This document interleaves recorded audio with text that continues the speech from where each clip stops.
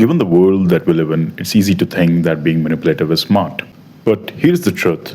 Machiavellianism, which is what we're going to be talking about in this video, might help you win the moment, but it will make you lose everything that actually matters.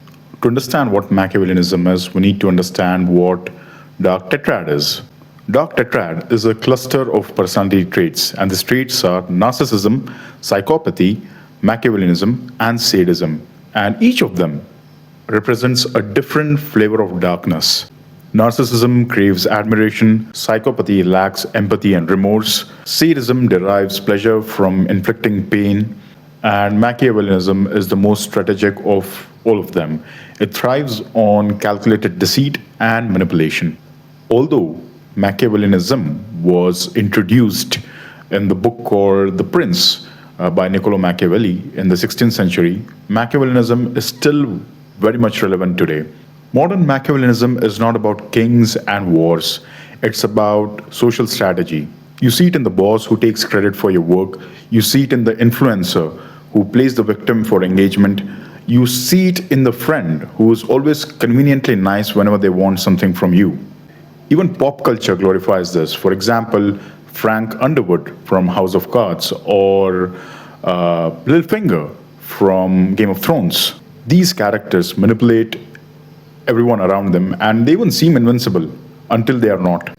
Even Robert Greene's famous book, The 48 Laws of Power, draws heavily from Machiavellianism. The first chapter itself is about not outshining the master. There is another chapter dedicated to the importance of completely crushing your enemies. And there's another chapter that speaks about concealing your intentions. And Machiavellianism, although may have some logical appeal, it is a flawed way of thinking. And people have found a way to rationalize it. Because today's culture, right, it celebrates the grind, the hustle culture, or doing whatever it takes to get there. People justify manipulation as emotional intelligence or simply being pragmatic. And this is twisted logic. And underneath this logic is fear. Fear of losing, fear of being exploited, fear of being too good for a world that seems very cruel. And why Machiavellianism doesn't work? It's quite simple. People eventually see through the manipulation.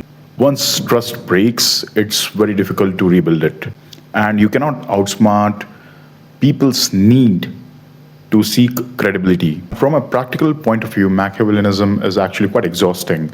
Constantly scheming, constantly planning, putting on a show, it's actually quite draining. And the manipulators become trapped in their own strategy where they're never real, they're never relaxed. And truth be told, this is misinterpretation of power. True influence comes from trust and consistency, not from instilling fear or manipulating people. And when the manipulation stops working, which it definitely does, you're left with nothing but a void. A lot of people think that Machiavellianism is a sign of intelligence. No, it is a sign of insecurity disguised as intelligence. It believes that the world is a zero-sum game, that in order for one to win, someone else has to lose, and that's just not it. History shows that collaboration and credibility build far stronger empires than control and manipulation ever could. Even Machiavelli himself, later in life, wrote about the importance of virtue, reputation, and civic trust. And these lessons are often conveniently ignored by people who cherry-pick his darker ideas. So yeah, Machiavellianism can help you climb faster, it can make you look strategic, clever, unbothered, etc. But here's the thing, the higher you climb through manipulation, the faster you fall once people see you for what you really are. And real power isn't about playing people, it's about having people consciously choose you to lead them. That's real power.